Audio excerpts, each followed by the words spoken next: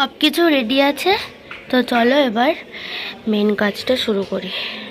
তো এবার সব কটা এই কাঁঠালেরটাকে এইভাবে ঘষে নিতে হবে। তো চলো ফার্স্টে এগুলোকে ঘষে নিলে ঠিক এরকম হবে। তো এরকম করে এই সব কটাকে ঘষে নিতে হবে। তো চলো ঘষে নিই আগে।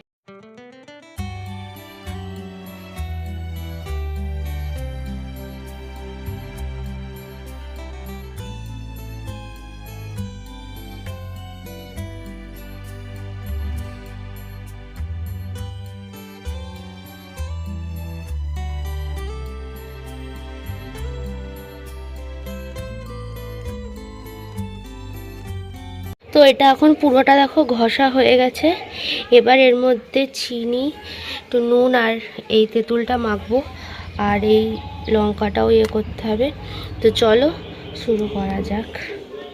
তো চলো এবার একটুখানি আমি নুন নিয়ে নিই, যতটা দরকার হবে।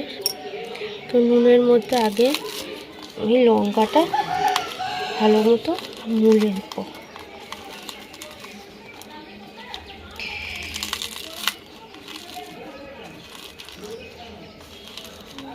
লঙ্কাটায় ভালো ঝাল আছে, দুটো মাখলেই ইনাফ। তো চলো আমি মাখতে লাগি আর তোমরা দেখতে থাকো। সেই প্লেটটায় মাখা যাচ্ছিল না, অনেকটা আছে, তো আমি এর মধ্যে নিয়ে নিয়েছি। তো এর মধ্যে আমি নুন আর লঙ্কাটা দিয়ে দিয়েছি। তো এবার আমি এর মধ্যে একটু চিনি দিয়ে নেব।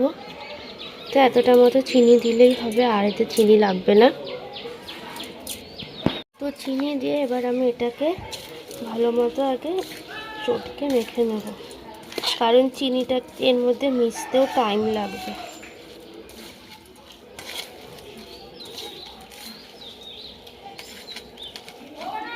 এখানে এই যে তেঁতুলটা রেডি হয়ে গেছে, এবার আমি তেঁতুলটাও এর মধ্যে দিয়ে দেব।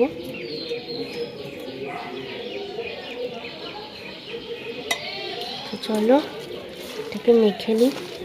গাইস, তোমাদের যদি জিভে জল চলে আসে তো আমার কিছু করার নেই, তোমরাও বাড়িতে মেখে ট্রাই করে নাও।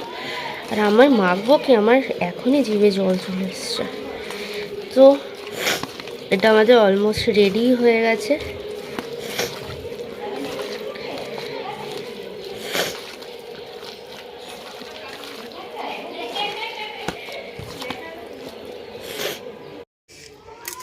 আমাদের মাখা হয়ে গেছে, এবার শুধু পাতা দেওয়ার অপেক্ষাতে। একটা পাতাও ছিটতে যাচ্ছে, কি অবস্থা হয়েছে আমার। কি সেন্ট লেবু পাতাটার। কারোর যদি জিভে জল আসে, এটা দেখে আমার তো নাকে জল চলে এসছে। কিরকম দেখাচ্ছ?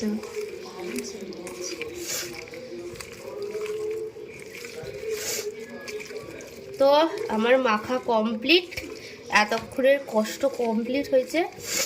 এবার সবাই আসবে, খাওয়ার লোকরা, তাদেরকে দেব। তো এইরকম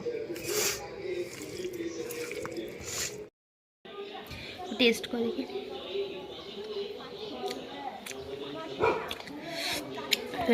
সেই